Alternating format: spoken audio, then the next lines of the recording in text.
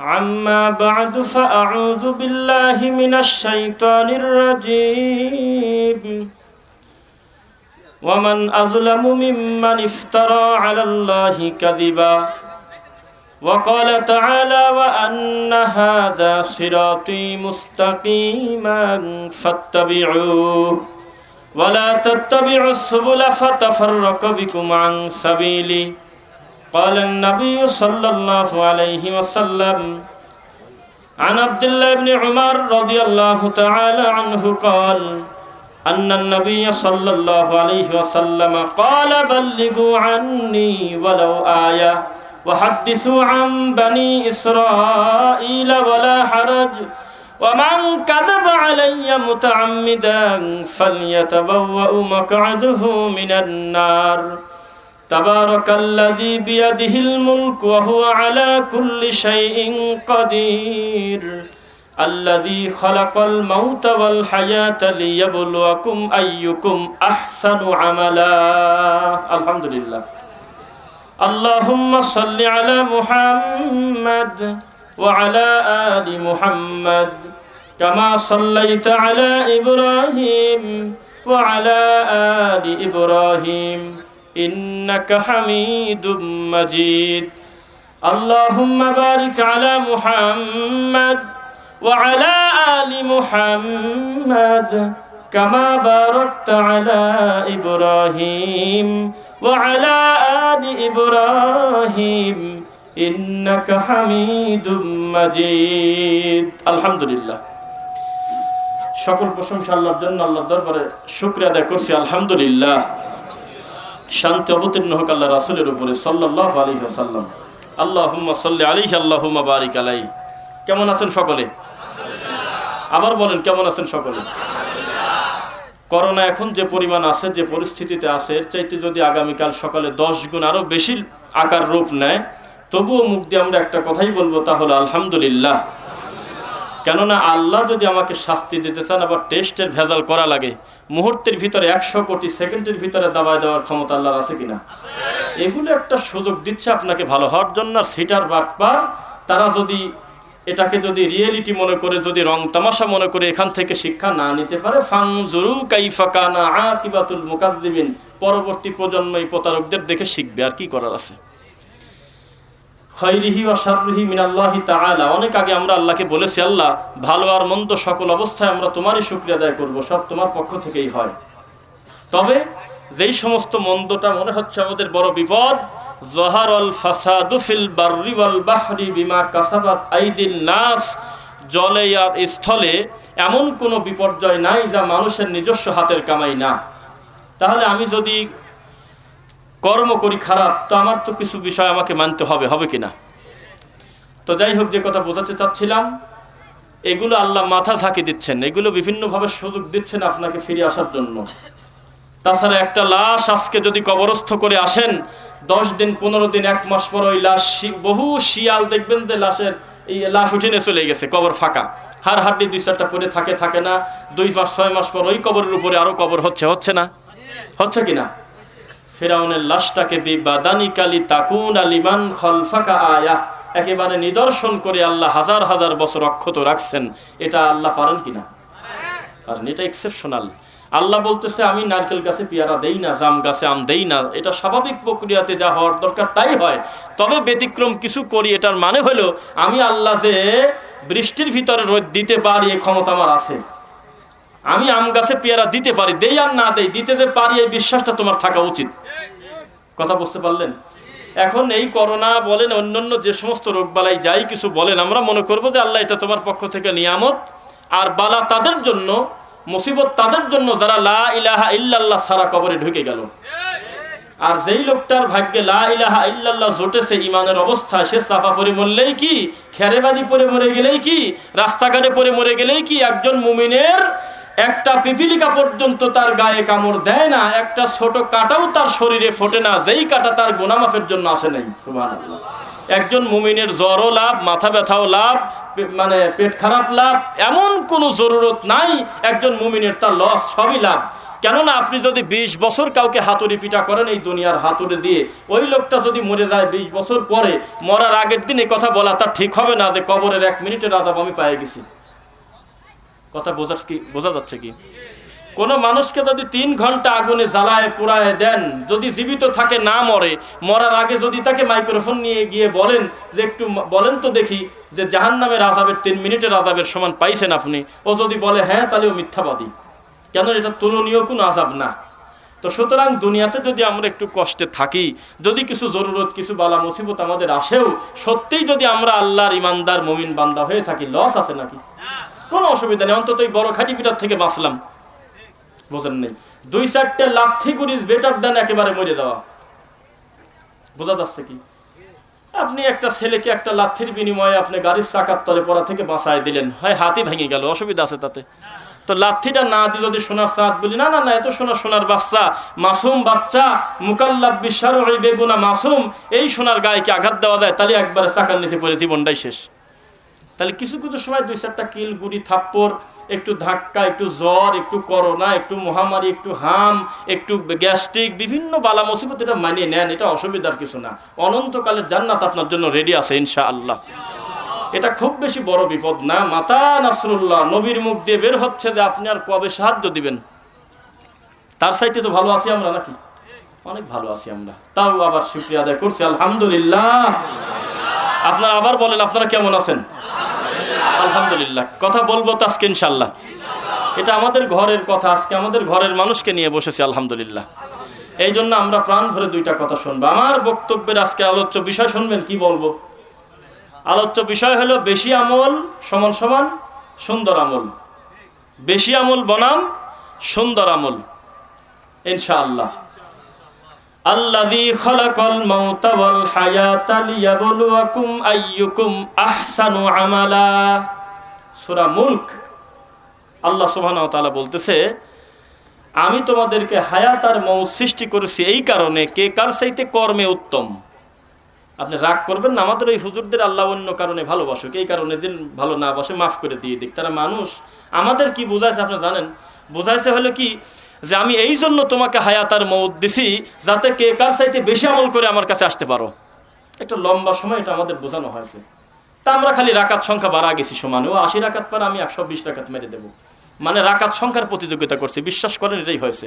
সবে বরাতে যেই 4 জন আমরা গোটা রাত ছিলাম, ওই 4 জনকে বিচার করা হয়তো রাকাত সংখ্যা বেশি কারো হলে বেশি ভালো মানুষ।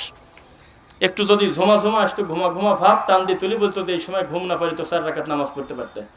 তার মানে রাকাত সংখ্যা যত বাড়াবেন দুনিয়ার চোখে আপনি ভালো মানুষ তত। একটা গ্রামে 10টা মসজিদে খতম তারাবি হয়, নাম শুনছেন? কোরআন মাজিদ গোটাটা সলাতের ভিতরে তেলাওয়াত করা হয়, কিয়ামুল লাইলের ভিতরে, সলাতুল লাইলের ভিতরে, তারাবির ভিতরে। এই 10 জন হাফেজের ভিতরে সবচেয়ে ভালো হাফেজকে গ্রামের লোক মনে করে যে 18 মিনিটে 20 রাকাত মারি চলে গেছে, ও ভালো হাফেজ।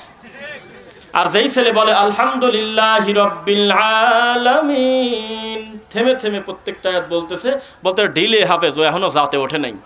ওর মতন এক টানেওয়ালা 10 দিন পর্যন্ত পড়া লাগবে, এটা একটা গতি। এটা লম্বা সময় আমরা ধর্মটাকে এভাবেই বুঝেছি।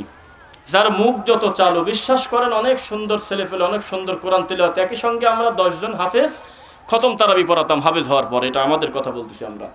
10 জনই হয়তো কিছু সময় এক পাশে আমরা মাদ্রাসায় এসে খাওয়া দাওয়া করে ঘুমাই।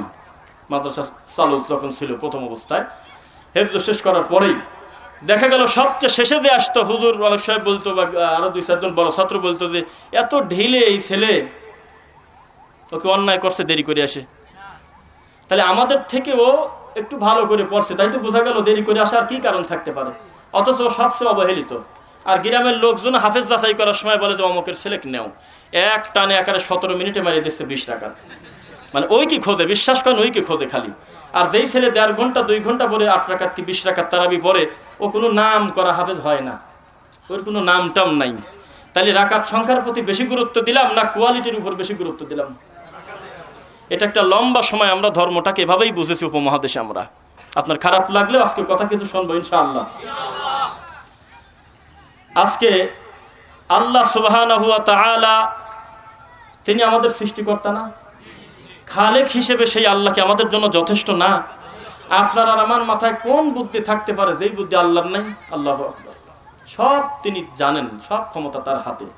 সেই আল্লাহ সুবহানাহু ওয়া তাআলা এখানে বলতে পারতেন যে আল্লাযী খালাকাল মাউতা ওয়াল হায়াতা লিয়াবলুয়াকুম আইয়ুকুম আহসানু, বাদ দিয়ে যদি বলতেন আমলে বেশি বেশি করতে পারে কে, অনেক বেশি কাসির, বেশি বেশি আকসার আমালা, বেশি বেশি আমল করে আমি আল্লাহর কাছে যে ঢুকে পড়বে ও হলো সবচেয়ে বেশি দামি মানুষ। এটা তো স্বাভাবিক মনে হচ্ছিল, বললে ভালোই হতো, কিন্তু আহসানু আমালা বললো, যদিও বলছে এক কথা, আমরা টানি নিয়ে আসলাম অন্যটা। বলতেছে ইন্নাল্লাহা মালাইকাতাহু ইউসাল্লুনা আলান নবী ইয়া আইয়ুহাল্লাযীনা আমানু সাল্লু আলাইহি ওয়া সাল্লিমু তাসলিমা। আল্লাহর কথা না? তা আমি মনে করেছি এটা হলো মিলাদ পড়ার খাস দোয়া। আমি দরুদ, যেটা মূল দরুদ, সেটা বাদ রেখে আমি ওটা খাটো করে টানিয়ে চলে যাচ্ছি সাল্লাল্লাহ। তাহলে আল্লাহ বোঝাচ্ছে একটা, কিন্তু আমি বুঝতেছি আর একটা, ঠিক কিনা? আল্লাহকে এইটাই বোঝাইছিল আপনাকে। আল্লাহ বললেন যে অনুনাজ্জিলু মিনাল কুরআনি মা হুয়া শিফাউ ওয়া রাহমাতুল লিল মুমিনিন। গোটা কোরআন মাজিদটা আমি শিফা হিসেবে তৈরি করছি। তুমি নিজে কোরআন মাজিদ পড়ো, কোয়েল আছে আশপাশে, অনুনাজ্জিলু মিনাল কুরআনি মা হুয়া শিফা। আমার এই গোটা কোরআন মাজিদটা নাজিল হয়েছে তোমার জন্য শিফা। সুবহানাল্লাহ। এখন হুজুর মনে করছে আমি কাটি প্যাকেট করে গলায় দিলে দিলেই হয়ে গেল শিফা, চিকিৎসা। অথচ আল্লাহ ওইটা বোঝায় নাই। আল্লাহ বুঝাইছে কি, যে একটা মানুষ ওর চাইতে বড় রোগী আর কি হতে পারে, যার ভিতরে শিরিক রয়েছে, যার ভিতরে কুফর রয়েছে, ওর চাইতে বড় রোগী আর দুনিয়ায় হয়? এই লোকটার জন্য সব চাইতে উত্তম চিকিৎসা হলে আমি আল্লাহর কোরআন মাজিদ। এটা কোরআনই সম্ভবত না, এটা হলে আমি আল্লাহর কোরআন মাজিদ। এই কোরআন যদি কোনো বান্দা পড়ে তাহলে প্রতি হরফে 10 নেকি। কথা কি বোঝা গেল? 10টা নেকি পাবে সে। ফালাহু আশরু আমসালিহা, একটা হরফ যদি পড়ে প্রতি হরফে 10টা নেকি পাবে।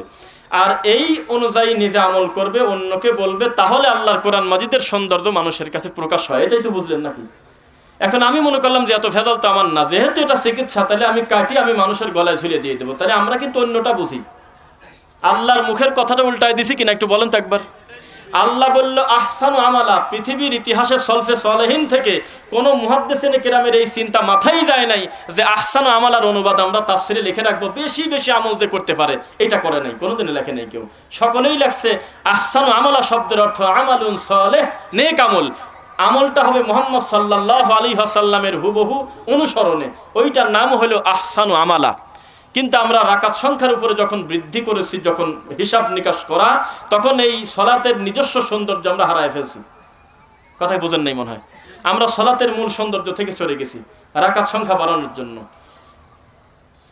ইসলাম কি কঠিন এটা মনে করেন আপনারা? আপনি যদি বলেন যে এই দেশে থাকি এত পায়ে পায়ে ধরলে চলা যায় না, সৌদি চলে যাও গা, তাহলে কোনোভাবে বলতে চাচ্ছেন যে বাংলাদেশের জন্য আল্লাহ আপনার উপর জুলুম করছে। নাউজুবিল্লাহ। ওয়ামাল্লাহু বিযাল্লামিল লিল আবিদ। আল্লাহ বলতেছে আমি আমার আবেদ, আমার দাসের উপরে জুলুম করা হারাম করে নিছি। সুবহানাল্লাহ। ইন্নী হারামতু যুলমা আলাই। আমি আল্লাহ নিজেই বলতেছি আমার দাসের উপরে জুলুম আমি করি না। তাহলে আমি যদি বলি আল্লাহর হুকুম বিধানটা খুব জটিল, খুব কঠিন, মানা কষ্টকর, এই দেশে থেকে মানা যাবে না, আমি পরোক্ষভাবে আল্লাহর উপরে দোষারোপ করতেছি না? কথা বলতেছেন নাকি সাইডে? কোনো কথা না বলে একটু সামনের দিকে আগে আসবেন। আর ওখানে খুব বেশি প্রয়োজন না থাকলে দিনী ভাইয়েরা একটু কষ্ট করে আপনারা এইদিকে চলে আসবেন ইনশাআল্লাহ। তো যে কথা বলতেছিলাম, আল্লাহ সুবহানাহু ওয়া তাআলা আমাদের বললেনটা কি আর আমরা করলামটা কি?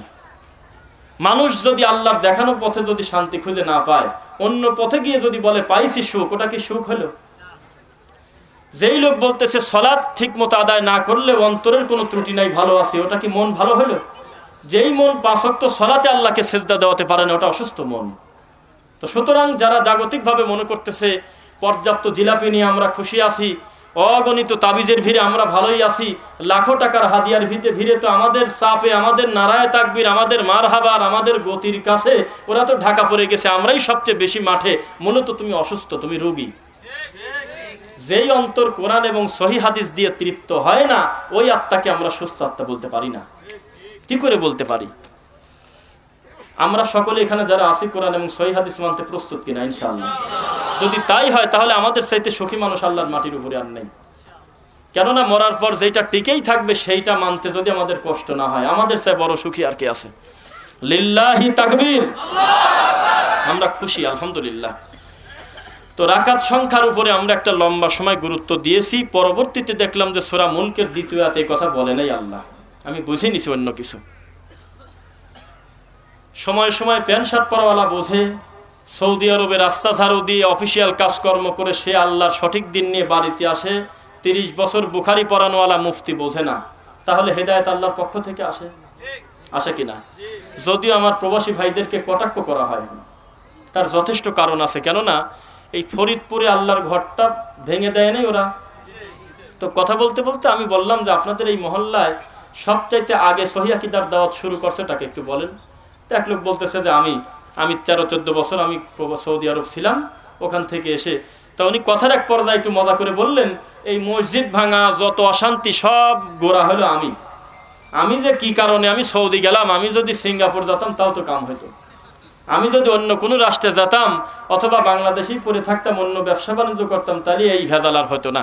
আমি কেন যে সৌদি গেলাম, কেন যে আল্লাহ সঠিক দিনের বোঝ আমার দিল, আমি কেন যে ওই খোদা নিয়ে এসে দেশের মানুষকে সঠিক কথা বললাম, এই জন্য মসজিদ ভেঙে দিয়েছে। কথা কি বুঝতে পারলেন? ব্যাপারটা তাই হয়নি। তার মানে ওই হুজুরই তো অনুবাদ করতেছে যে আমার পক্ষ থেকে একটা কথাও যদি জানা থাকে, এই কথাটা নিজের ভিতরে সীমাবদ্ধ না রেখে আরো 5 জনকে বলে দাও, তাই না? সেই লোক চাচ্ছে যে আপনি নিজে আমল করেন, তাও চায় না, মানুষকে বলেন তাও চায় না, আবার ও আমল করবে তাও চায় না। এটা কি হইল? কোন ধরনের কথা আপনি একটু বলেন। এটাই বর্তমান পরিস্থিতিতে হয়েছে। তাহলে মনে আছে কি সেই কথাটা, যারা আমাদের মাহফিলকে বন্ধ করে দেয় ওরা ভয় পায়, আমরা কিন্তু ভয় পাই না, আমরা খুব খুশি। আমাদের মাহফিল তোমরা যত বন্ধ করে দিবে জাতি তত স্পষ্ট বুঝতে পারবে, কেননা যেখানে বাধা আসে সেখানে একটা আগ্রহ জন্ম নেয়। ব্যাপারটা কি কারণে এরকম হইল? তখন সত্য উদ্ঘাটন করতে গিয়ে যে দেখে যে তাবিজের ব্যবসায় আগুন লাগার কারণে তারা এই কাণ্ডটা করছে। জিলাপি খুরমা শুকে যাচ্ছিল এই কারণে, আর অন্য কোনো কারণ নেই। আমি বলছি মনে আছে যে আগে 301 টাকা দিয়ে তাবিজ রেখে দিয়েছে, এক টানে ঝাড়িয়ে দৌড় তাবিজ নি, খুব খুশি। অথচ ওই ঘরের থেকে তারই ছেলে এসে ওই একই হুজুরকে বলতেছে তাবিজ বলে সেরেক হুজুর। হুজুর বিপদে, বোঝেন নাই? এক মরা মানুষকে নিয়ে বছরে 4 বার কুলখানি করছে, মিনিটে মিনিটে বক্সাইছে কোরআন মাজিদ। সেই লোকের ঘর থেকে তার নাতি বের হয়ে এসে ওই একই হুজুরকে বলতেছে এইটা বলে বিদাত, এটা বলে শিরিক। আল মাইয়িতু ইয়াযাবু বিমা নিহা আলাই। এইভাবে মানুষকে জড়ো করে, মৃত মানুষকে কেন্দ্র করে আনুষ্ঠানিকতা করলে নাকি মৃত মানুষকে কষ্ট দেওয়া হয়। তাহলে হুজুর তো বিপদে, বিপদে কি আপনি আমি? বারবার একই কথা অভিযোগ আসে। আমাদের মসজিদের খতিব সাহেব খুতবায় উঠেই বলে যে হলে আহলে হাদিস কাফের, সহিহ আকীদার লোক কাফের, ইহুদির দালাল। এই দেখেন কাগজ আছে, ইংরেজদের থেকে আসছে, বিভিন্ন ভাবে বলে। তা আমি বললাম যে বলতে দেন, উনি হলো খুব বিপদে আছে, এই জন্য এই কথাগুলো বলতেছে, খুব বিপদে আছে। কেননা ওর আর কোনো কর্ম নাই, ওর মন চাচ্ছে যে আমি 2টা হাদিস অনুবাদ করি বা অন্য কোনো বসরির গল্প করি, অন্য কোনো জিলানির বাপের বড়ই খাওয়ার গল্প করি, আমি মোহাম্মদ কিটু হরিণের গাছের সাথে বাঁধে রাখি, কিন্তু পারতেছে না, বিপদে। ওই সামনে যখন দেখে যে প্যান্ট শার্ট পরে হলেও আমাদের সহিহ আকীদার 2-4 জন আছে, তখন ও টেনশনে শুকে যাচ্ছে, যা বলবো না ধরা খাওয়া যাবে না, কি দরকার, আন্দাজে খালি গালিয়েই যাবো খালি। এই জন্য জুমার খুতবার সময়টা এইভাবে নষ্ট করতেছে। তাহলে মূলত ও তো আরো দিন দিন মূর্খ সাজতেছে না? এই ভেজাল বাদ দিয়ে যদি রাসূলের 3টা হাদিস অনুবাদ করার চেষ্টা লেগে যেত, তাহলে লোকটা একটা অজানা জিনিস জানতে পারতো না। তাহলে টেনশনে আপনি না ও যত কোটিপতি হোক, টেনশন ঢোকা দেন মাথার মধ্যে পড়ে গেছে একবারে, যান। তো টেনশনে হুজুর শেষ, আমার কোনো সমস্যা নেই, আমার কোনো টেনশন নেই।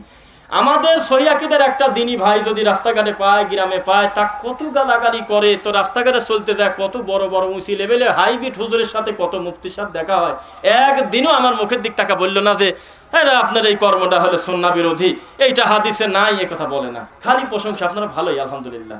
কেন বলে এই কথা আপনি বলেন তো একবার? আমার রাগ করা উচিত ছিল, কেননা আমাদের কথা শোনার পরেই তো আমাদের দিনী ভাইরা আমল করতেছে আলহামদুলিল্লাহ। কিন্তু ওদের একা একা পায়ে রাস্তাঘাটে অপমান করে, আল্লাহর ঘরে তুমি আসো না, তোমার আমিনের কারণে আমার ফাতিহা পড়া ডিস্টার্ব যায়, কত কথা। অথচ ওই লোক আমাদের সাথে যখন দেখা হয় রাস্তাঘাটে, তখন একেবারে তুলসী পাতার সাথে থাকে, একবারে মুফতির কোনো কথা নাই, জবান বন্ধ, কোনো সমস্যা নাই, অন্যান্য কথা বলে। বাড়ি কোথায়? হ্যাঁ ভাইজান আমি আপনাকে দেখি আলহামদুলিল্লাহ, একদিন আমাদের ওখানে আসেন, এইসব কথা বলে। তো তুমি সিরিয়াল করে আমাকে তো বলতেই পারো যে আপনারা মসজিদে লাল বাতি দিতে নিষেধ করছেন কেন, লাল বাতি তো নবী নিজে দিছে, এই কথাটা বলে না কেন একবার? তার মানে ও মোটে জানে যে পাকা শয়তানি করতেছি আমি মাঠে, আর এই সত্য যারা ডেলিভারি দেয় ওই লোকের সামনে আমি কিছুই না, আমার এগুলি বলে লাভ হবে না। এই জন্য এত সময় বসে থাকি, কোনো না কোনোভাবে তারা আমাদেরকে খোসাক, এই খোসানোর কারণে আমরা সত্যটা তাদেরকে বলে দিই, কিছুই কয় না। অথচ ওই একই লোক বাড়িতে যায়, অসহায় 2-4টা যুবক ছেলে বা সঠিক দিন যারা মানে তাদেরকে ওহাবি ফিতনাবাজ কাফের বলে বলে গালাগালি করে। তাহলে এখন মানুষ এগুলো বুঝতেছে না, বুঝতেছে কিনা? সত্য মানুষ বুঝতেছে আলহামদুলিল্লাহ। মানুষের ব্রেন এখন এমন সহজ হয়ে গেছে, যে দিন মেনে নিতে কষ্ট নাই, তবে আমরা মনে করি একজন জাহেল দিন ধর্ম না জানা মানুষের হেদায়েত পেতে যত সহজ, তথাকথিত মুফতির হেদায়েত পেতে অত সহজ না। কারণ ও একেবারে সিদ্ধান্ত নিয়ে ঘোষণা দিয়ে মাঠে নামছে যে বেদাত আমি চাষ করবো একবারে মাঠে। আর ওই বেচারা তো জানে না, তা ওর কাছে সত্য মিথ্যা পৌঁছাই নাই। আপনি আপনার মতো করে যদি সঠিকটা ভালো করে বুঝান, আমরা আশা করি দিনের ক্ষেত্রে কিছু উপকার হবে। আর মুফতি তো আগেই মাথায় প্যাকেট করে নিয়ে আসে যে না যাই বলুক ওরা হলে ইহুদির দালাল। কথা কি বুঝতে পারলেন? আমি ওই এমনি ওয়াজে তো আমাদের গালাগালি করেই কত, তা আমি একটা কমেন্ট মাঝে মধ্যে পড়ি। আমি একটা জায়গায় দেখলাম, আমি বলছি বিসমিল্লাহির রহমানির রহিম, এই কথা বলে সূরা ইখলাস আমি 3 বার পড়ছি।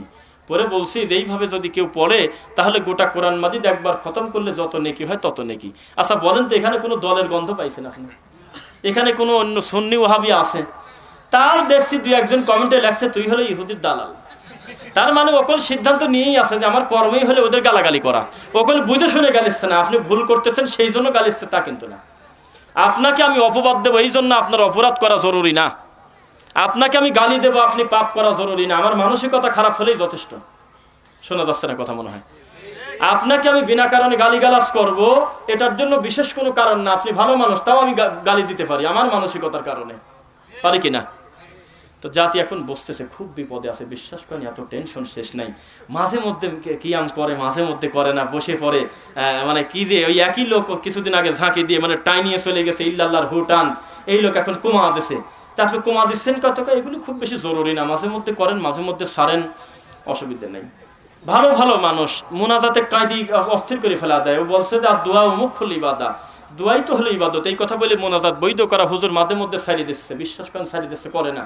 অল্প মুসল্লি আছে, উনি ওই দোয়াটা পরে একে উঠে যাচ্ছে। তো বলে যে চলে যাচ্ছেন, কয় না করা লাগবে, মনে করে করার দরকার নেই। মাঝে মধ্যে ছাড়েন, মাঝে মধ্যে করেন, তার টেনশন ঢুকে দেয়নি ওর মাথায়। হুজুরের কত তফিল শক্ত, হুজুর কত বড় বিদাতি, হুজুরের কত বড় বিদ্যা, ওই মুফতির কাছে, ওই শাইখুল হাদিসের কাছে আমাদের সহিহ আকীদার চেনা জানা মুখ 5টা তার ওই মসজিদে ঢোকা দেন, কিছুই করবে না, খালি ওর সামনে সালাত আদায় করবে। দেখবেন যে খুতবার কথা বদলা দিছে, অন্য কথা কয়। বাপ মার ওয়াজ করবে, অন্যায় হক হালালের ব্যাপারে, আর আমলের কথা কয় না। জানতে ধরা পড়ে যাবো না। আমাদের লোক দেখে ভয় ওরা পায় না, ওদের দেখে আমরা ভয় পাই। ওদের দেখে আমরা যদি ভয় পাই, এমনও জায়গা আছে 1001 আমাদের সংখ্যায় নাই, তাও তো আমাদের চিন্তা নাই। চিন্তা আছে কি? পৃথিবীর শ্রেষ্ঠ মানুষ মুহাম্মদ সাল্লাল্লাহু আলাইহি ওয়াসাল্লামের জনপ্রিয়তা লাগে না? ওয়া ইন তুতি আকসারা মান ফিল আরদি ইদিল্লুকা আন সাবিলিল্লাহ। মুহাম্মদ সাল্লাল্লাহু আলাইহি ওয়াসাল্লাম আপনি বাড়ি বাড়ি ঘুরে প্রত্যেকটা মাথা গুনে গুনে হিসাব করে সকলের মতামত নিয়ে ধর্ম চালাতে যায় না। মানুষের স্বভাব হলো মানুষকে ডাইভার্ট করে অন্য রাস্তায় ফেরায় দাও, একে হুঁশ আন্দাজে চলে সব মানুষ। আপনাকে চালাবে হলো ওহী, জিবরাইলকে দিয়ে যা বলি তাই মতো চলেন, আপনি মানুষের কথা মতো চলেন না। আমরা সংখ্যায় কি বিশ্বাসী? সংখ্যার বিবেচনা কি সত্যের মাপকাঠি হতে পারে? সবচাইতে নারায়ে তাকবীরের ভিড়ে, সবচাইতে মারহাবার ভিড়ে রাসূলের সুন্নাত দিন দিন কোরবানি হচ্ছে, জানেন আপনি? কোনো কারণ নেই, একাই খালি চেঁচায়, খালি চেঁচায়। মানুষ মনে করতেছে মাঠ গরম, এর চাইতে ভালো বাজার কি হতে পারে? অথচ তার কাছে 2টা সুন্নার কথা বলেন, বলবে ছোটখাটো বলে মন খারাপ করবে। সুন্নাত দেখে যে ভয় পায়, ওর চাইতে বড় ভীতু, বড় কাপড় সেই মাটির উপরে আছে বলে মনে করেন। বিদাত দেখে যে আত্মতৃপ্তি বোধ করে, বিদাতিকে তিনি সমর্থন করে, তার চাইতে বড় জালেম মাটির উপরে আছে বলে মনে করেন আপনি? সুন্নাত দেখে যে আত্মতৃপ্তি পায়, নবীজির একটা ছোট সুন্নাত কেউ ছোটখাটো বলে ব্যঙ্গ করে না, তার চাইতে তৃপ্ত খুশি মানুষ কি খুঁজে পাবেন মাটির উপরে? আর ওরা আমাদের কি বলে জানেন? বলতেছে যে না এই আমলটা তো আমাদের না, এটা হলো ওদের, যেটা মেলে না সেটা ওই আমাদের চাপা দেয়। আমাকে লস আছে, মোট সুন্নাত আমার দিক দিয়ে দিচ্ছে, আমাদের কাছে সুন্নাত নিরাপদ আলহামদুলিল্লাহ। এই সুযোগে এই প্রতারক রাসূল সাল্লাল্লাহু আলাইহি ওয়াসাল্লামের চূড়ান্ত সুন্নাত থেকে মানে পড়ে আছে ফাঁকে, আমার লস আছে নাকি?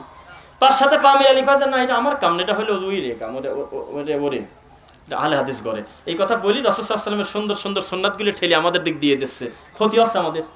আমাদের কাছে আল্লাহর নবীর সুন্নাত নিরাপদ, ওর কাছে বোঝা ফিতনাবাজ, বিপদে ডবল পড়লো না। এমনি আমল তো করেই না, আবার ঠেলে আমাদের দিক উপকার করে দিয়ে দিচ্ছে। কোনো অসুবিধা নেই, খালি মানিয়ে নেবেন। যত হুজুরে বলবেন যত ফিতনার সিরিয়াল আছে ঢালি আমার দিক দিয়ে দেন, ওটা সুন্নাত মেশিনে টিকলে আমরা মানিয়ে নেবো। সামিউনা ওয়া আতাওনা, আমাদের বিশ্বাস হলে হে মুহাম্মদ সাল্লাল্লাহু আলাইহি ওয়াসাল্লাম তোমার কথা আর আল্লাহর কথা যেখানে শুনবো, শোনার সাথে সাথে মানিয়ে নেব। সাথে সাথে মানা সহজ, দেরি করে মানা কঠিন। দেখবেন একটা মুসি জুতা সেলাই করতে করতে আমাকে বলতেছে আয়াতুল কুরসি পড়বেন, খুব ফজিলত। ডানে বামে সালাম ফিরানোর পর পড়বেন, তাহলে জান্নাতে আপনি ঢুকে গেছেন নিশ্চিত থাকেন ইনশাল্লাহ। খালি মরে গেলেই কাম। আমার অন্তরে যদি বক্রতা থাকে তাহলে আমি ভাববো যে এটা মুসি মেথরের কথা কি করে শুনি আমি। আবার আরেকটা চিন্তা মাথায় আসতে পারে যে যত ভালো কথাই বলুক, আমার উপরতলার বড় ঠাকুর তার বলে নাই, যতই হাদিসে থাকুক এটার ব্যাখ্যা তো আমার হুজুর কয়া দেয় নাই যে আমল করা লাগবে। আগে জিজ্ঞাসা করি দেখি উপরতলার থেকে, বুঝে নিচ্ছেন তো, উপরতলা থেকে এটা ডেলিভারি পাস করে দিয়েছে কিনা। যদি বলে যে না বাবা এটা রহিত হয়ে গেছে, এটা উঠে নারী ভুড়ি দিতে একটু বাদ দরকার নাই, তাহলে আমি ধরবো যে এটা ফেতনাবাজ, এটা চলতেছে না। আর আমাদের কোনো ভেজাল নাই। এই মাটির উপরে যে কোনো লোকের থেকে যদি রাসূল সাল্লাল্লাহু আলাইহি ওয়াসাল্লামের কোনো সুন্নাহর খবর পাই, বিল বাইয়িনাতি ওয়াজ জুবুর, দলিল প্রমাণ যদি ক্লিয়ার হয়ে যায়, সঙ্গে সঙ্গে সামি'না ওয়া আতা'না, শুনলাম কি মানলাম। আমরা সুখী না ওরা সুখী? ভেজালে খুব ভেজালে আছে, বিশ্বাস করেন। খুব জালসা মাহফিল করার পরে আমি বাদে আরো 3 জন বক্তা ছিল, ওরা যে পরিমাণ খুশি হয়ে গেছে টাকা মাকা নিয়ে, ওর চাইতে বেশি খুশি হয়েছিলাম আমি 20-30 জন লোক নিয়ে নারায়ণগঞ্জে প্রোগ্রাম করতে দিলে না ফিরে দেয়। বিশ্বাস করেন, জানেন না তাই। কেননা আমার আত্মতৃপ্তি নিয়ে যাচ্ছিলাম যে গ্রামের মানুষ জানুক কোনো না কোনোভাবে এই ওয়াহাবিরা আমাদের দেশে ঢুকছে। তো একবার এই টেনশনে হুজুরে যাওয়া লাগবে না একবার কোনো না কোনো দিন। ওই হুজুর কোনো না কোনো দিন মাথায় নিক যে না, সারা জীবন আমার জিলাপি দিয়ে সবকিছু ঢেকে রাখতে পারবো না, আজকে আসি ফিরে গেল, কালকে আবার একেবারে মঞ্চেতে ফিরে যাবে নি, এটাকে বাসার থেকে গেল, এরপর থেকে 8 ঘন্টা ওয়াজ করে ফিরে যাবে, এরপর থেকে এমন হলো যে ছাতা আমি ওই মঞ্চে নাই বসতে পারি, এরকম না হয়, তাহলে আমাদের লস আছে কি? কোনো না কোনোভাবে সত্যটা মানুষের কাছে পৌঁছাক। আমরা এত কষ্ট করে চ্যালেঞ্জ করে বলি যে হুজুর আপনি রাগ করেন কেন, আমাদের গোটা বক্তব্য সিরিয়াল করে আপনি টানেন, 1.5 ঘন্টা 2 ঘন্টার বক্তব্যে একটা বার বলি না ভাইরে আপনি অমুক দলের দিকে আসেন, আমাদের একটা তরিকা আছে, ওই তরিকার নাম লেখা দেন, তাহলে জান্নাতে যাবেন। এই কথা বলছি আমরা মুখ দিয়ে কোনোদিন? আমরা বলি যে আল্লাহর দিকে যাও, মুহাম্মদ সাল্লাল্লাহু আলাইহি ওয়াসাল্লামের দিকে যাও। এটা কি অপরাধ হতে পারে বলেন তো একবার? কোনোদিন এটা অপরাধ হতে পারে না।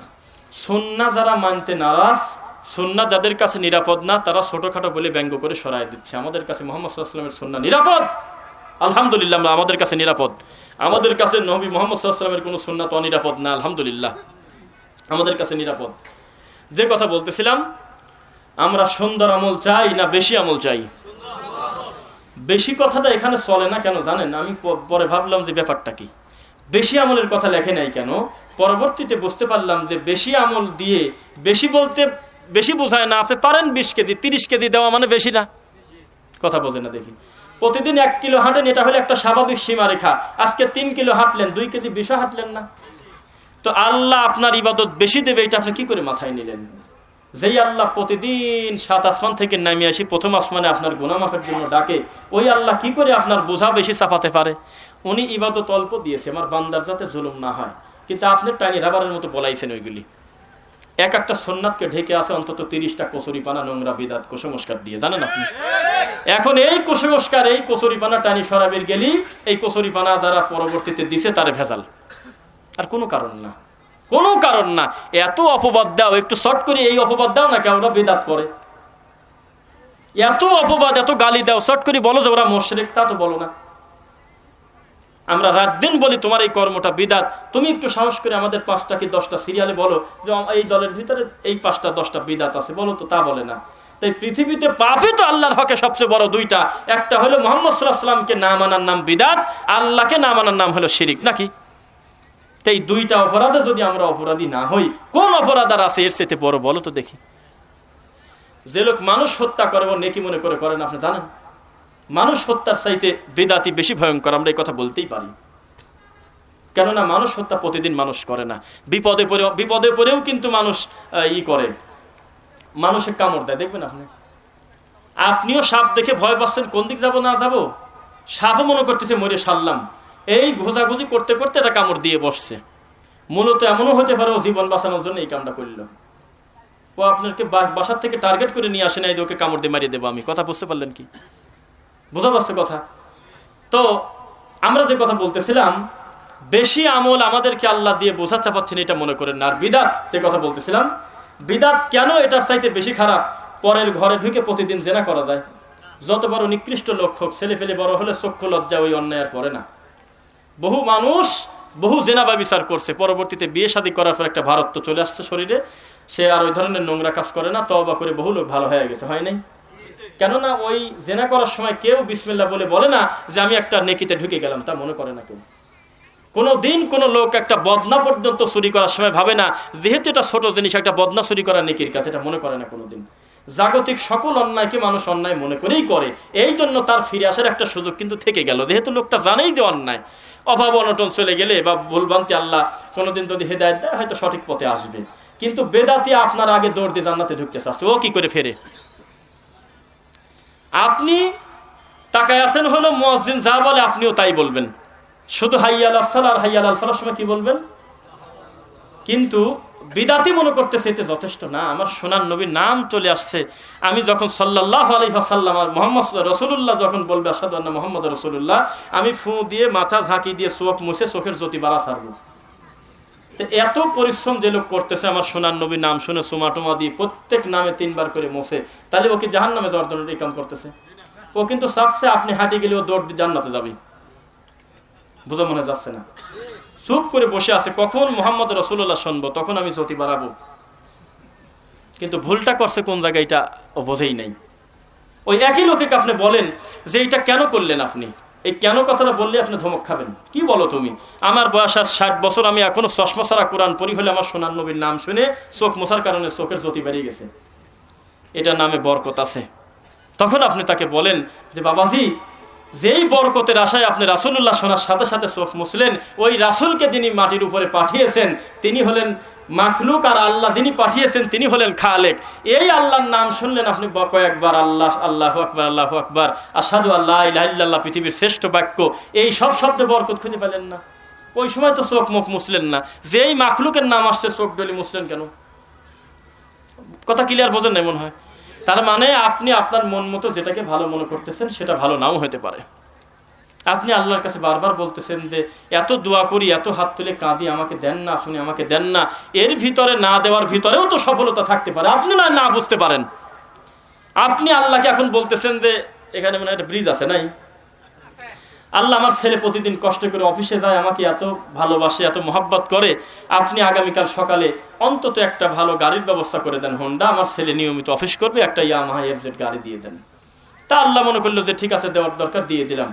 তো পরবর্তী দিন সকালে ফজর সালাত পরে আপনার ছেলে খুশি চোটেই এক টান মারিয়ে দিয়েছে, খালি ওই ব্রিজের পর গাড়ি উঠছে, ও আর ওঠে নাই, ও সাইডে পড়ে ইন্তেকাল। ইন্নালিল্লাহ। হতে পারে কিনা? বিশ্বাস করেন পৃথিবীর কোনো মানুষ যদি অপবাদ আল্লাহর উপরে না দেয়, ওর মাই এই খবর পায় বলবে আমি নয় জ্ঞান বুদ্ধি নেই, আমি একটা মানুষ ঝুলে বলে ফেলছিলাম, তোমারও কি জ্ঞান নাই? ওই একটা দেওয়ার জিনিস হলো, যেই জিনিস ব্রিজের এপার তিন ওপার ওঠে না, ওই একটা জিনিস। তা আল্লাহ বলতেছে তুমি যেটাকে ভালো মনে করে বারবার আমার উপরে তুমি বলো যে দেও না কে, দেও না কে, তুমি কি করে বুঝলে যে ওইটা তোমার জন্য মঙ্গল ছিল? আমি বুঝি তোমার জন্য কোনটা মঙ্গল কোনটা অমঙ্গল।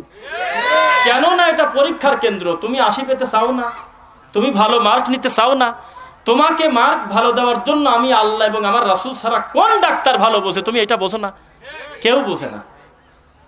এইবার একটু খেয়াল করবেন কথাটা, ভেজাল লাগে রয় নাই আমার আর আপনার ভিতরে, কথা বোঝেন নাই? ভেজাল লাগে রয় নাই, ইবাদত সংক্রান্ত বহু বিষয় ভেজাল লাগে রয় নাই। এই ভেজালকে আমরা তৈরি করছি না, শত শত হাজার হাজার বছর ধরে চলে আসতেছে।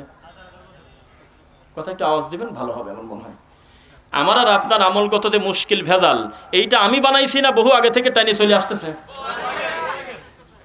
কথা বুঝবেন? কিন্তু চাচাতো ভাইয়ের সাথে চাচাতো ভাই কথা কয় না 4 বছর, কেন? সৌদি আরব থেকে ঘুরে আসি, জোরে আমিন কয় সেই জন্য। বুঝছেন কথা আমার? 5 কলি টুপিটা টান দিয়ে খুলি, গোল টুপি মাথায় দিয়েছে, বলতেছে যে এটা কাজ করলি নাকি তুই? এই কলির ভিতরেই হলো জিনিস ছিল একটা, তুই এটা কাজ করলি। 5 কলিটা খুলে তেনার টুপি মাথায় দিয়েছে, তেনার টুপি সেলাই এলা, তো বললো যে কামটা ভালো করো নাই। আবার ওইটা খুলে 5 কলি মাথায় দিয়েছে, তো বলতেছে যে এটা কাজ নাকি? তুমি আমার বাবাই বদলা দিলে। একটা ব্যক্তিক বিচার করা হচ্ছে টুপি দিয়ে, তার ছোট একটা সুন্নাত দিয়ে বা অন্য কোনো জিনিস দিয়ে মানুষ বিচার করতেছে না। তো যাই হোক, এটা ভেজাল যেহেতু হয়েই গেছে, তো ভেজালটা নিরসন চান কিনা? তো এই মাটির উপরে কোন মানুষের ব্রেন বুদ্ধি আমার নবী মুহাম্মদের চাইতে বেশি সাল্লাল্লাহু আলাইহি সাল্লাম? বলেন তো একবার, নাম বলেন কোন লোকটার মাথায় আমার নবী মুহাম্মদ সাল্লাল্লাহু আলাইহি সাল্লামের চাইতে বেশি বুদ্ধি আছে? আছে এরকম? তা আপনি কোথায় যায় চাষির কবর, কোথায় চাষি কাঁদে, কোথায় ব্যাপারটা এরকম হয় নাই? আপনি কার কাছে যাওয়ার সমাধান চাচ্ছেন? আমার আর আপনার ভিতরে আমলগত যত সমস্যার সমাধান দেবে হলে কোরআন এবং রাসূলের সহিহ হাদিস। আপনি টানি চলে গেছেন হলে অন্যদিকে, আর বলতেছেন ওরা ফিতনাবাজ, ওরা ভাগ করে রাখছে। ভালো কথা, আমি ভাগ করছি, তুমি জোড়া দিবা কি করে? তোমার বাবার ডাকে নিয়ে আসি না কোরআন আর হাদিস ডাকে নিয়ে আসি? তুমি খালি চেঁচাবার কবিরা ঐক্য চায় না, এরা হলো ফিতনাবাজ, এ দেশে কত কিছু হয়, এরা ঐক্যের কথা বলে না। তো ঐক্য তো তোমার চাই বেশি, আমি চাই। আমি যাচ্ছি কোরআন আর হাদিস নিয়ে, তুমি আসতে চাও হলো ঠাকুর বাবার গল্প নিয়ে। তো এইভাবে হয় কোনোদিন? চলো দুইজন আমরা এক জায়গায় বসি, কোরআন আর হাদিস কেউ না কেউ নিয়ে আসুক, নিয়ে এসে মাঝখানে বসাক, আমরা চারদিক গোল হয়ে বসি। যেই লোকটা মাথা নত করে যাবে আর বলবে যে এই দুইটাই মানি নিলাম, ও হলে আমার ঐক্যের ভাই। আর যে বলবে যে এগুলো আমার বোঝা কাম না, আমার বাবা হুজুর পাশ করে দিয়েছে কিনা তারপর কথা, তাহলে আপনি মনে থাকেন যে অভিনয় করতেছে, মূলত ঐক্য চায় না। পাগল হয়েছেন নাকি আপনি? ঐক্য মুহাম্মদ সাল্লাল্লাহু আলাইহি ওয়াসাল্লাম দিতে পারে না, আল্লাহর কোরআন একজন ব্যক্তি আর একজন ব্যক্তির মহব্বতে জোড়ায় দিতে পারে না। আর কোন জিনিস পারে মানুষকে মিল মহব্বত করায় দিতে? আপনি খালি জায়গায় জায়গায় সম্মেলন করে বলতেছেন যে এরা ঐক্য চায় না, এরা ঐক্যের কথা বলে না। নাম তো বলি না কোনো সময় আমি, আমার ইসমাইল চাচার মতো আবার না বলা লাগে, ইউটিউব আলারে দোষ। এরা ওইটুক কাটিয়ে দিবে পারে নাই। বাবা রে, ওইটুক কাটিয়ে না দিতে কি উপকার করছে তুমি বুঝবে না। তা ইউটিউব আলারে বলে দোষ বলেন, এইসব মিডিয়ার দোষ আছে। ও যা আমি বলতেছি তাই দিবে না, নাকি বানা নিয়ে আসো বাড়িতে? তো বলতেছে যে আমি যে রফিকুল ইসলামের সাথে আমি যে অমুক মাঠে যে বিয়াদবিটা করছি, এটা কাটিয়ে দিলেও তো পারত। এটা কথা কাটিয়ে দিবি, ওইটি আগে দিবি। তো যে কথা বলতেছিলাম যে কাটিয়ে দেওয়ার দরকার নাই, তারপরে বলি, আমি ভাবে নাম বলি না। সরমনে একটা গ্রুপ না, আহলে হাদিস একটা গ্রুপ না, একটা সংগঠন না, দায়িত্ব না, একটা বৈশিষ্ট্য না, একটা হেফাজত একটা বৈশিষ্ট্য, একটা গ্রুপ না, দল না। জামাত ইসলাম একটা দল না। প্রত্যেকেই কিন্তু আমরা যারা লা ইলাহা ইল্লাল্লাহ পড়ছি তারা আমাদের মুসলিম ভাই, আমরা অস্বীকার করব না। কিন্তু ভিন্ন ভিন্ন দল আছে কিনা?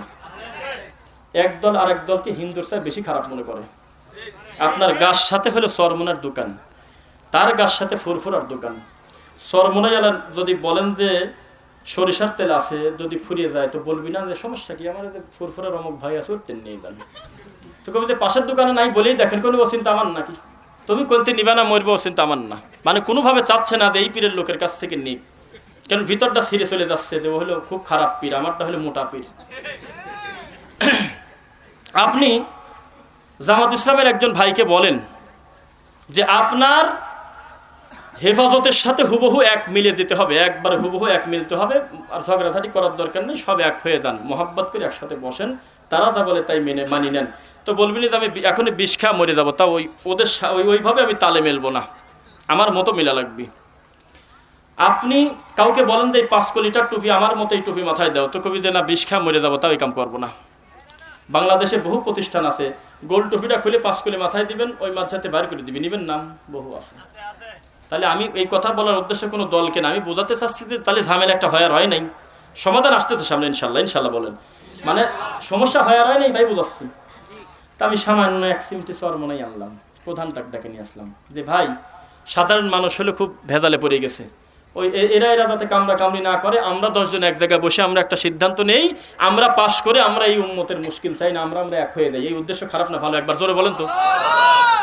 আমি সিদ্ধান্ত নিলাম আটরশির একজন সবচেয়ে বড় যিনি দায়িত্বশীল সে আসুক, মাঝভান্ডার থেকে তিনি একজন আসুক, প্রত্যেক ধর্মীয় দায়িত্বশীলদের ভিতর থেকে একজন প্রধান আসুক, আমরা ঘরোয়া একটা বৈঠক করে আমরা এক হয়ে যাবো, ঐক্য হয়ে যাবো। এই উদ্দেশ্য খারাপ না ভালো? আসলাম, এসে এক জায়গায় বসলাম, বসে আমরা একটা সিদ্ধান্ত নিলাম যে আমাদের ভিতরে যাই ছিল আমরা মিটে নিলাম, আমরা মুশকিল ভেদালা যাবো না, আমরা একে অন্যের ভাই, আমরা ইখওয়ানা হয়ে গেলাম। ওয়াতাসিমু বিহাবলিল্লাহি জামিয়া, শক্ত করে আমরা আল্লাহর রজ্জুকে আঁকড়ে ধরলাম, ভেজাল দরকার নেই। সালাতের ডানে বামে সালাম ফেরানোর পর আমরা কিছু খাওয়া দাওয়া করে আমরা আমাদের প্রত্যেক দলের একটা অনুসারী নাই, একটা ভিন্ন ভিন্ন গ্রহণযোগ্যতা নাই। আহলে হাদিসের লোক সে প্রকাশ্যে বলে দিবে তাদের অনুসারীদেরকে, দেখো তোমরা কিন্তু ওদের সাথে আর করো না, আমরা এক হয়ে গেছি। তোর মনেই বলবে শোনো যাই করো জামাত ইসলামকে আর এসব ভেজাল করো না, ও আবার আর এক দলে বলবে, এটা একটা ব্যাপার খারাপ কি?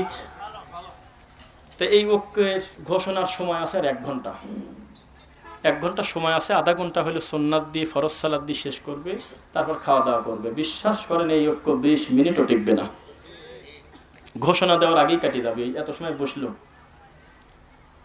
গাছে প্যারাক 2-3টা প্যারাক মারি লিখে রাখছে যে এই গাছে প্যারাক মারা নিষেধ। কথা বুঝতে পারলেন? মানে এক জায়গায় বসে সিদ্ধান্ত নিলাম যে আমরা আর ভেজাল করবো না, আমরা মিলিয়ে যাবো। মাদক বিরোধী বিভিন্ন সমাবেশ হয় না, বুঝতেছেন না মনে হয়?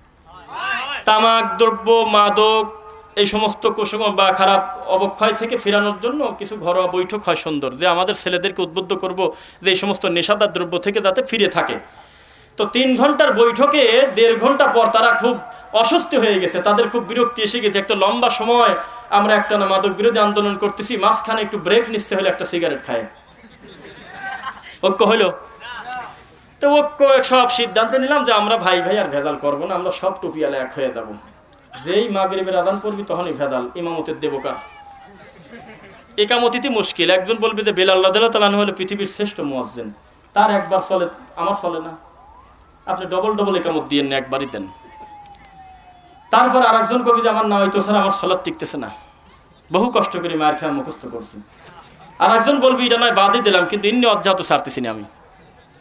এরপর আরেকজন বলতেছে যে আমি কোনো ভেজালে যাবো না, সোজা আমি আল্লাহু আকবার বলে হাত বাঁধবো। তারপরে না কোনোভাবে ভেজাল টেজাল করে কাউকে না কাউকে সামনে দিয়ে সালাতটা হয়েই গেল। ডানে বামে সালাম ফিরাই মুশকিল, একজন মাথায় হাত দিয়ে দিন পরে।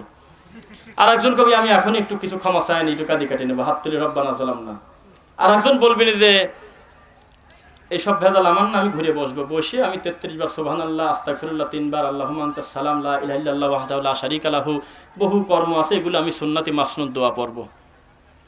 তখন রাগ করি কেউ আর এদিক ঘুরে বসছে, যেদিক কেন তো বলতেছে আব্বা হুজুরেরই হলে এইদিক দরবার। আর একজন বলবে যে আমার পুরা লা ইলাহা ইল্লাল্লাহ এটা আমার জন্য হচ্ছে না, একটু ভেজাল আছে আমার, একটু আমি যেহেতু এখন উঁচু দরজায় চলে গেছি, কামেল হয়ে গেছি, আমার এখন এই জেকেটটা খাটো করি, শুধু ইল্লাল্লাহ চলে আসছে আমি। আর একজন বলবে তোমার সাথে বড় দরজা আমার, আমি ওই ইল্লাল্লাহর ইল্লা কাটি দিয়ে আমি খালি হুর পর আছি টিকে, সামান্য একটু পরেই ফানাফিল্লা চলে যাব। তো এই যে একটা মুশকিল, আপনি কি সিদ্ধান্ত কাকে দিবেন আপনি বলেন? এই ঐক্য কি টিকবে? কিন্তু এই সকলে মিলে যদি আমরা একযোগে প্রথমেই স্বীকার করে নিতাম, পক্ষে যাক বিপক্ষে যাক যাই হোক, মুহাম্মদ সাল্লাল্লাহু আলাইহি ওয়াসাল্লামের সুন্নাহ দিয়েই আমাদের আমলটা মাপবো, যার যার আমল টেকে ওইটাই টিকবে, না মানলে বলবো যা হয়েছে এতদিন হয়ে গেছে। তাহলে ঐক্য একাই হইতো না? কষ্ট লাগছে মনে আপনাদের? আমি আর আপনি ঐক্য হবো, এটা চেঁচানোর কি আছে? আপনার সাথে যদি আমার 1000 বছরও দেখা না হয়, কতদিন তো হায়াত নাই, 40 বছরও যদি কোনোদিন দেখা না হয়, তবু আপনার সাথে আমার ঐক্য অটো হয়ে যাবে। কিভাবে শুনবেন? আপনার আর আমার আমল আকীদা হুবহু মিলে গেলে একাই ঐক্য হয়ে গেছে। আপনি ঘরে বসে খালি কাঁদেন যে ওরা ঐক্য চায় না, আমাদের চাইতে বড় ঐক্য কেউ চায় না। কেননা যেই ঐক্য কোরআন আর নবীদের সুন্নাত দিতে পারে না, এই মাটির উপরে কোন প্রতারক আছে সে ঐক্য দিবে? তাহলে ঐক্যের পক্ষে না ঐক্যের বিপক্ষে আমরা? সুন্নাত দিয়ে না সুন্নাত বাদ দিয়ে? লা তালবিসুল হাক্কা বিল বাতিলি ওয়া তাকতুমুল হাক্কা ওয়া আনতুম তাআলামুন। খবরদার তোমরা আমি আল্লাহর সত্য আর মিথ্যাকে মিশ্রণ করে ফেলো না। আর আপনি ঐক্যের অর্থ কি বলতেছেন জানেন? আপনি তুমি একটু আমিনটা একটু খাটো করে দাও, ওইভাবে পাউডা না লাগা, একটু সরলরা করো, আমরা একটু এগিয়ে যাই, কথা বলেন না দেখি। তুমি সরাসরি অত বুকে না রেখে তুমি সামান্য একটু নিচে নামো, আমি একটু উপরে উঠি, হ্যাঁ কথা বোঝে না দেখি। তুমি খয়রাতে যাও, কিন্তু মানে জিলাপি খুরমা খাওয়ার দরকার নাই, খালি দোয়াটা করে চলে আসে। তার মানে আমি একটু আগে যাবো, তুমি একটু আগে আসবে। এইটার মানে হলে আমি সুন্নাত ছাড় দেবো, তুমি একটু ফিতনা ছাড়িয়ে দিবে আমার দিক। তাহলে এই গোল আলু হয়ে গেল না? একটা পাত্রের ভিতরে সামান্য একটু সরিষার তেল, সয়াবিন তেল, petrol, palm oil, octane, diesel, kerosene তেল, নারকেল তেল, সকল তেল একটা বাটির ভিতরে ভরিয়ে দিলেন, কোনো পদার্থ তৈরি হলো? মূলত ময়লা তৈরি হলো না? কিন্তু প্রত্যেকটা আলাদা করেন, তার নিজস্ব একটা মান আছে। সরিষার তেল আলাদা করেন, তার আলাদা একটা দাম আছে। সয়াবিন তেল তার জায়গা, তার একটা মান আছে, আছে কিনা? কথা তো বোঝেন না। পেট্রোল তার একটা মান আছে, ভিন্ন দাম আছে। সমস্ত দামি জিনিস এক জায়গায় প্যাকেট করে সব বেদামি করে ছাড়ছেন, এখন কুকুরও খায় না। মুশকিল হলো না? ফেরাউনের মতো থাকুক, এটা একটা ইতিহাস। আবু জেহেলের গতিতে থাকুক, ওটা একটা ইতিহাস। যারা নারকেল ফাটালো কি ধর্ম মনে করতেছে, তারা থাকুক, ওটা তাদের একটা ধর্ম। আমি মুসলমান, অন্তত আমি তো মুহাম্মদ সাল্লাল্লাহু আলাইহি ওয়াসাল্লামকে চূড়ান্ত সুন্নাতের মাপকাঠি মনে করি, তা কেন করি না? বোঝাতে পারলাম না মনে হয়। প্রত্যেকে তার জায়গায় জায়গায় অটল না? তা আমি কেন আমার সুন্নাতকে খাটো মনে করলাম? আমি কেন মুহাম্মদ সাল্লাল্লাহু আলাইহি ওয়াসাল্লামের প্রতি এত রাগ আমার? তার সুন্নাত আমার কাছে অবহেলিত কেন? এইভাবে ঐক্য হয় কোনোদিন? ঐক্য হয় না। একটু আগে বসবেন, সামনে কষ্ট করে, পিছন দিয়ে পরিবেশ করে দিবেন। আপনাদের উদ্দেশ্যে আমার আরো একটু কথা। এইসব অপবাদের জবাব দিয়ে খারাপ করতেছি মনে নাকি? কোনো নাম টাম কিন্তু না, কত সুন্দরভাবে বোঝানো হচ্ছে মনে হয়, তাই না? ওই মনে করেন যেই জিনিসগুলো আপনাকে ফেস করতে হয়, শুনতে হয়। আমি এই হৃদয়ের ভিতরে জমে থাকা দুইটা কথা আমি আমার জায়গা থেকে বলার চেষ্টা করতেছি ইনশাআল্লাহ। আর একটা অপবাদ হলো ওরা হলো কট্টরপন্থী। কি পন্থী বোঝেন নাই? কট্টরপন্থী। ওরা খুব কঠিন, ওরা খুব সব বিষয়ে খুব কঠোর। যে কয়জন মুহাম্মদ সাল্লাল্লাহু আলাইহি ওয়াসাল্লামের সঠিক সুন্নাহ মানি, এই কয়জনও যদি তোমার মতো ঠান্ডা হুজুর হয়ে যেতাম, বহু আগে এই দেশে ধর্ম বেশি খাইত। এখনো লা ইলাহা ইল্লাল্লাহ বলার লোক আছে কিনা? এখনো মানুষকে সিজদা দেওয়ার বিপক্ষে লোক আছে কিনা? এখনো তার ছোট হোক বড় হোক সকল প্রয়োজন আল্লাহকে বলার লোক এখনো 2-4 জন আছে। এই 2-4 জন লোকও যদি মনে করতো যে ঠান্ডা হুজুর হয়ে যাব, কাবা ঘরে কেউ মূর্তি বানা ছাড়িয়ে দেবো, তাহলে এই দেশে বহু আগে ধর্ম বেঁচে খেত। তুমি শুকরিয়া আদায় করো, তুমি এই সুন্নাত পালন করনেওয়ালা কিছু মানুষের জন্য আসমানের রিজিক পাও। দুনিয়া এত সময় আবার টিকে আবার থাকে। তুমি যে জাতি কাণ্ড করতে চাও কোরআন পড়িয়ে, এই কোরআন পড়ে বিভিন্ন কাজ করতেছেন। আমরা বলতেছে মাই ইয়াহদিল্লাহু ফাহুয়াল মুহতাদ ওয়া মাই ইউদলিল ফালান তাজিদ লাহু ওয়ালিয়্যাম মুরশিদা। আমি আল্লাহ যাকে হেদায়েত দেই সে হেদায়েত পায়, তাই না? আমি আল্লাহ যার হেদায়েত দেই না তার জন্য কোনো ওয়ালি মুরশিদ নাই। তাহলে আমরা বুঝে নিলাম যে আমি আল্লাহই যদি কারো হেদায়েত না দেই, কে আছে, কোন বন্ধু আছে, কোন মুরশিদ আছে তাকে হেদায়েত দেয়? মিলে গেল না? এত সুন্দর একটা স্বচ্ছ কথাকে ঘোরায় নিয়ে বলতেছে ওর তো কোনো হেদায়েতই নাই, যার কোনো মুরশিদ নাই, ওলি নাই। তাহলে আপনি আল্লাহর নিজস্ব সিফাতি নামটা টানি মানুষের কাছে দিয়ে কুফরি করলেন না? এই যদি আপনার ধর্ম প্রচারকের কাণ্ড হয়ে থাকে, তাহলে আল্লাহ আপনার মতো লোক যদি সব হয়ে যেত, এ দেশ বহু আগে ধ্বংস করে দিত না আল্লাহ? বিশ্ব এখনো পর্যন্ত দিচ্ছে না, কেননা এখনো সত্যকে সত্য বলার লোক আজও আছে, আলহামদুলিল্লাহ আছে। আপনি না হয় জিলাপি নিয়ে মুহাম্মদ সাল্লাল্লাহু আলাইহি ওয়াসাল্লামের সুন্নাহকে ঢেকে রাখছেন, বুঝতে দিতে চাচ্ছেন না। কেউ না কেউ তো মানতেছে, নাকি মানতেছে না? সঠিক মানতেছে। তো যে কথা বলতেছিলাম, গালি দিতে দিতে হিদায়াত আসে, জানেন আপনি? বাবরি মসজিদের গল্প আমরা জানি না, তবে শুনি লোক মুখে, যিনি ভাঙছিলেন তিনি নাকি পরবর্তীতে ভুল বুঝে মুসলমান হয়ে নিজে আবার একটা আল্লাহর ঘর তৈরি করছে। সুবহানাল্লাহ। এটা আমরা শুনছেন আপনারা নাকি? তা আমরাও এটা বিশ্বাসী, যারা আমাদেরকে গালি দিচ্ছে, যারা আপনাকে অপছন্দ করতেছে, রাসূলের সুন্নাহর উপরে ব্যঙ্গ করতেছে, আমরা আশা করি আল্লাহ তাকেও হেদায়েত দিতে পারেন ইনশাআল্লাহ। যদি এই বুঝটা আসে যে গালিটা দিলাম, এদের ব্যাপারটা কি, কাদের গালি দিলাম, কিছু বুঝতে আল্লাহ দিতেও পারেন কিনা? আল্লাহকে আমরা ভয় করি কি করি না? পরীক্ষার টেনশনে বই নিয়ে বসার সময় পাচ্ছেন না। জাহান্নামের আযাবের ভয়ে লোকটা আল্লাহর ঘরেই ঢোকে না। ভয়তে হইলো? এটা কি ভয় হইলো? আল্লাহর ভয় আল্লাহর কাছেই বেশি দেওয়া লাগবে না, আল্লাহর কাছেই আরো বেশি দিতে হবে। আল্লাহর কাছে যেতে হলে একটা মাধ্যম আছে, সে মাধ্যমটা কি? আল্লাহর কোরআন মাজিদ এবং রাসূল সাল্লাল্লাহু আলাইহি ওয়াসাল্লামের সুন্নাহ, রাসূলের অনুসরণ আছে কিনা? এই দুইটা জিনিস লাগবে না? তাহলে আপনি যে আল্লাহকে ভয় পান তার দলিল হলো আপনি কোরআন আর হাদিস মানেন, আলহামদুলিল্লাহ। আরে কপাল, এত ক্লিয়ার করে বলার পরেও কেন যে কানে যায় না? এখন মানুষ বসতেছে কেন না? আমরা বারবার বলি যে আপনার আমলটা ভুল, এইটা আমরা বলি না। আমরা বলতেছি মুহাম্মদ সাল্লাল্লাহু আলাইহি ওয়াসাল্লামের সুন্নাত দিকে আসেন, দেখেন সুন্নাতটা কি বলে, তাও বোঝে না। তাহলে কোনো না কোনো ভাবে আপনি যেভাবে মানুষকে আল্লাহর দিকে ঠেলে দিতে চাচ্ছেন, এর চাইতে দ্রুত গতিতে মানুষের দিকে চলে যাচ্ছে, ঠেকায় দিতে চাচ্ছে একদল। জানেন আপনি? চাচ্ছে না? চাচ্ছে। দেখেন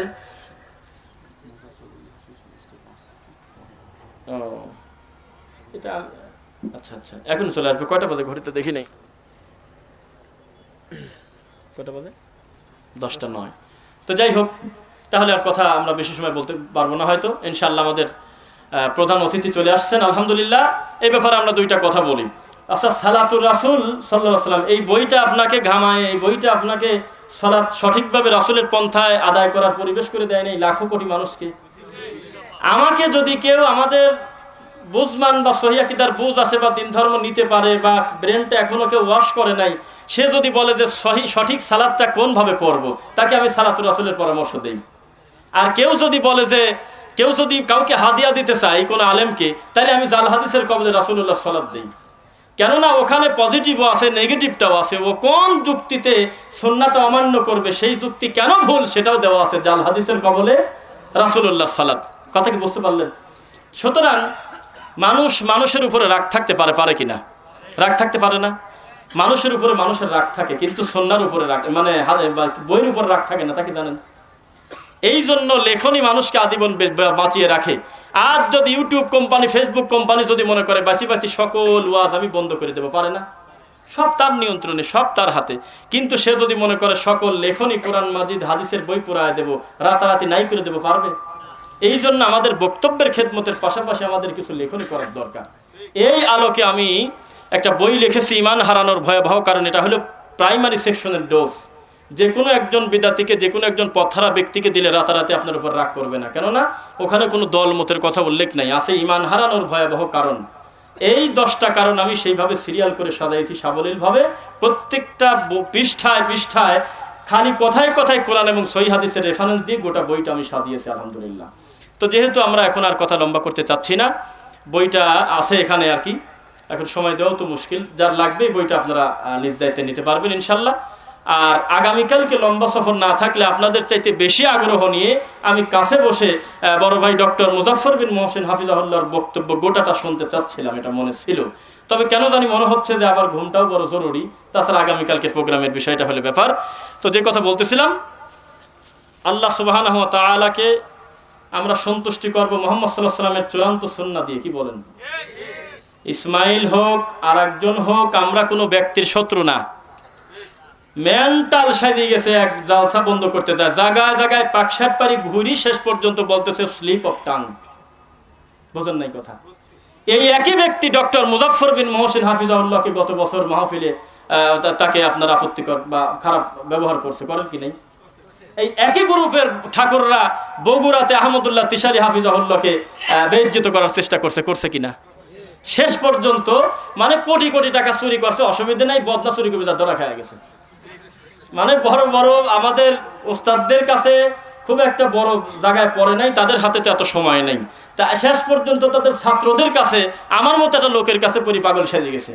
কম বিপদে পড়ে ক্ষমা চান, আবার মনে রাখেন একুল সাধারণ বিগড়ে দেওয়া পাগল না, একুল পাগলের পর পিএইচডি করা। কথা বোঝেন নাই মনে হয়? ধর্ম বলতেই করে ওই লোকটা খালি জিয়ারত আর খুরমা বোঝে, তা কি জানেন আপনি? ধর্ম বলতেই খালি ফরজ নামাজের পর মোনাজাত বোঝে সেই লোকও। এত সহজে ক্ষমা চাওয়া যায় নাও, ওই কান মাথা শেষ করে দিয়েছেন আপনারা প্রবাসীরা। রফিকুল ইসলাম বিন সাইদের কাছে ক্ষমা চাও, ডক্টর মুজাফফর বিন মোহসিনের কাছে ক্ষমা চাও। এইভাবে তোমার কাজটা ঠিক হয় নাই। তুমি একটা রানিং প্রোগ্রামে তুমি এইভাবে বাধা দিতে গেলে কেন? তুমি নিজে 5টা ভালো কথা বলো। কম বিপদে পড়ে আবার ভিডিওতে বলতেছে না যে আমার স্লিপ অফ টাং হয়েছে। আমি বুড়া মানুষ, ভুল তো করতেই পারি, আমাদের মনও এত ছোট না। আমরা আল্লাহর রাস্তায় তোমাকে মাফ করে দিলাম। এখন তুমি তোমার ইমানের সাথে আদৌ তুমি মানে সত্যটা রাখতে পারবে কিনা সেটা তুমি দেখো। কথা কি বুঝতে পারলেন? তাহলে আমি কি মূলত উপকার করতেছি না ক্ষতি করতেছি? আপনি বলেন তো একবার। ওখানে যদি আমি বলতাম আমার সোনার চাঁদ সভাপতি, আমি তো এটা কাজ নাকি, আমি এরকম কাজ করলাম, কথা ঘুরিয়ে নিলাম আমি, তাহলে আমি কিন্তু জোকার শাস্তাম, জানেন আপনি? আমি সত্যের উপর অবিচল থেকে একটু দেরিতে হলেও ফলটা আমি খুব ভালোভাবে পেলাম আলহামদুলিল্লাহ। আর আমি কিন্তু আমার নিজস্ব উপকার করি নাই, আল্লাহ সাক্ষী। আমার এই ইসমাইল সাহেবের এক থাপ্পড়ের কারণে 1 বছর মাঠে দাওয়াত দিয়ে যত মানুষ আমার দিনের দাওয়াতটা বা ভালো 5টা কথা শোনে নাই, এই জালসা থামায় একটা ভিডিও, একটা অংশ লাখো লাখো কোটি কোটি মানুষের ঘরে পৌঁছে গেছে। তারা অন্তত চিন্তা নিল ব্যাপারটা কি, ঘটনাটা কি। নামাজের পরে মোনাজাত ছাড়াও কি আবার নামাজ হয়? অন্তত এই চিন্তাটা তো মাথায় গেল, তালিকার ক্ষতি হয় নাই খুব একটা। দোয়া করেন মাঝে মাঝে 2-4টি থাপড় দিয়ে নিজের ভুলটা মানুষের কাছে প্রকাশ করুক, আর আমাদের মুখ দিয়ে সুন্নাতে এই কথাটা আরো বেশি মানুষকে ঘামায় দিক ইনশাআল্লাহ। এখন ডক্টর মুজাফফর বিন মোহসিন, ডক্টর আহমদুল্লাহ তিশালি, রফিকুল ইসলাম বিন সাইদ, তারপরে আরো যারা রয়েছে তাদের সাথে বিয়াদবি তো দূরের কথা, এখন কোন আলেমকে সঠিক দিনের 5টা কথা বলতে বাধা দেওয়া তো বহু দূরের কথা, ও একেবারে পাগল সেজে যাবে ইনশাআল্লাহ। আমরা কোনো ব্যক্তির শত্রু না। আল্লাহ ওই চাচাজিকে মাফ করে দিন, আমরা মানুষ হিসেবে তাকে ক্ষমা করে দিলাম। সত্যি যেন তিনি তার ভুল এবং তওবার উপরে অবিচল থাকেন, এবং যেই সমস্ত কথা আমরা বললাম এই কথা যদি আল্লাহকে খুশি করার জন্য বলে থাকি, আল্লাহ আমাকে এবং যারা শুনলেন সকলকে আমল করার তৌফিক দিন, আল্লাহুম্মা আমিন। আর কোনো কথা নয়, আমি আপনাদের থেকে দোয়া চাই। না আর কথা বসা তো, যেহেতু শায়েখ চলে এসেছেন আলহামদুলিল্লাহ। আমরা এই কাজ করতেছেন কেন, উঠে যাচ্ছেন কেন? একটু কষ্ট করে বসেন, যদি বিশেষ জরুরত না থাকে আমার মনে হয় সেটাই সুন্দর হবে। আমি কিন্তু বলছি এই কথাটা যদি মিথ্যা বলি, আল্লাহ দুনিয়ার ক্যামেরা যেমন ধরা পড়তেছে, বিচারের মাঠেও তুমি ধরা দিয়ে দিও আমাকে। সেটা কি? আপনার চাইতে বেশি গুরুত্ব নিয়ে আমার এখন পর্যন্ত অন্তরটা চাচ্ছে শায়েকের পাশে বসে গুরুত্ব দিয়ে গোটা প্রোগ্রামটা আমি শুনবো ইনশাআল্লাহ। আর আপনি এত দ্রুত বিরক্তি আনলে আপনি আপনার নিজেকে খাটো করতেছেন বলে আমি মনে করি। কথা কি বুঝতে পারলেন? সঠিক দাওয়াতে যত বাধা আসবে কাজ তত বেশি হবে না কমবে? আল্লাহর কসম, ইসমাইল সাহেব আমার প্রোগ্রামটা এইরকম করে থাবা দেওয়ার আগে ওই টাঙ্গাইলে মাহফিল ছিল মাত্র 2টা, এখন 9টা। কয়টা? তাহলে মানুষ কি আমাদের মানে ক্ষতি করতে চায়? ক্ষতি করতে পারতেছে না। দিনের দাওয়াতটা ঝাঁকি দিয়ে আতরের বোতল খসায় দিচ্ছে। কোনটা? আমি বারবার বলেছি, আমি আমার সাথে প্রথম যেদিন শায়েখের কথা হয় সেদিন আমাকে বলতেছে, রফিক দরদ মাখা ডাক নিয়ে যে তুমি তোমার মতোই থাকো, কোনো কারেকশন নাই। আলহামদুলিল্লাহ। ঠান্ডা হুজুরের বিরুদ্ধে কথা বলি। কার বিরুদ্ধে কথা বলি? তো এটা কি কোনো ব্যক্তি হলো নাকি? বারবার বলতেছি তুমি সুন্নাতকে ছোটখাটো বললে কেন? এটাই আমার খারাপ কষ্ট লাগে। তুমি সবাইকেই যদি বলো যে এই ব্যাপারটা তুমি একটু নিচে নামিয়ে আসো, এত শক্ত করে বলা লাগে না, এই কথা বললে কোনোদিন সিদ্ধান্ত নেয়। আপনি আমাকে একটা প্রশ্ন জিজ্ঞাসা করলেন, আমি বললাম বাবা এটাও ঠিক ওটাও ঠিক। তাহলে বাড়িতে যাওয়ার সময় আপনি সিদ্ধান্ত নেবেন কোনটার, আগেরটা না পরেরটা? তাহলে একদল বেজার হলো কি কোন ঠাকুর কি বললো, অন্তত আমি সত্যটা বলি চলে যাই, ভেজাল কমলো না? তাহলে এ মুশকিল বাধা রাখতেছে, ওটাও চলে এটাও চলে। এইটা কথা হলো নাকি? এই জন্য আমরা বলি যে সত্যর সাথে মিথ্যা মিশ্রণ করেন না। এখন ধরা এমনি করে যাচ্ছেন। একটা বলে শেষ করে দেবো। বলতেছে যে আচ্ছা, কষ্ট হচ্ছে না তো? আচ্ছা, বলতেছে কি আমাকে আমার এক মুরব্বী দাদা বলতেছে, আচ্ছা তোমার জুমার খুতবার জন্য আলাদা ঘোষণা দাও কে? ব্যাপারটা কি? আমার হুজুর আজ 30 বছর খুতবা দেয়, তার তো আলাদা ঘোষণা মোষণা লাগে না। ভিডিও করবি গেলি কয় যে না ভিডিও করা ঠিক না। তো তোমরা প্রত্যেক খুতবা গোটাটা ইউটিউবে পাই, ব্যাপারটা কি? তো বললাম তোরা ভয়তে দেয় না, আমরা সাহসে দেই। কেননা ও চাচ্ছে না যে আমার এই আব্দুল কাদের জিলানির মার বড়ই খাওয়ার গল্প, বাপের বড়ই খাওয়ার গল্পটা মানুষ ইউটিউবে দেখে ফেলাক। একবারও চাচ্ছে না রাবেয়া বস্তির গল্পটা টাইনিতে আমি 11 জমা টানলাম, এটা মানুষ দেখুক। আর আমরা চাচ্ছি যে আমরা শক্তি আমাদের একটা আছে, সেটা কি বাল্লিগু আন্নি ওয়ালাউ আয়া। ওরা বলতেছে আমার মুফতি ছাড়া কোনো কথাই তো নাই, উপরতলাতে যেটা পাশ হবে ওইটা পাশ করবো। আর আমরা বলছি কি রাসূল সাল্লাল্লাহু আলাইহি ওয়াসাল্লামের একটা চূড়ান্ত সুন্নাতও যদি আমার জানা থাকে, নিজের ভিতরে সীমাবদ্ধ না রেখে এই সুন্নাতটা আরো 10 জনকে বলে দেবো ইনশাআল্লাহ। কিন্তু তদন্ত করব কথা রাসূলের কিনা, ব্যাস। আর তুমি রেডি হয়ে বসে আছো যে না ওগুলো তো আমার কাম না। প্রশ্ন দিলেই রাগ করে। আমার করে শায়েখদের কাছে 60টা প্রশ্ন দিলে 60টাই কত সুন্দর গুরুত্ব দিয়ে উত্তর দিয়ে দেয়। 2টি প্রশ্ন দিলেই রাগ করে বলে যে এইসব ভেজাল নিয়ে আইছে ওকে, এই করো কেন সেই করো কেন। তো ভয়ও পায় না, আমরা পাই। আর কি কোনো স্পষ্টতার দরকার আছে? শেষে বলতেছে না এই কথাটা ঠিক আছে।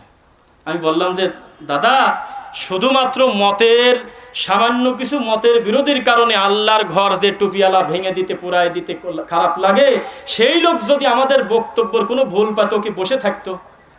এত লোকের ওয়াজ টিকটক হয়, আমাদের শায়েখদের ওয়াজ টিকটক হয় না কেন? এত সময় করে কথা বললাম, কোন ইউটিউবওয়ালা দেখি 1 মিনিটে একটা ভিডিও নিয়ে টিকটক করুক দেখি। কেননা ওনারা জানে যে এই ভিডিও টিকটক হয় না। হিন্দি গান নকলও করে না, একটু কাঁদিয়েও দেয় না, একটু সিয়ার সারি ঢং করে লাভও দেয় না। টিকটকটা বানাবো কিভাবে?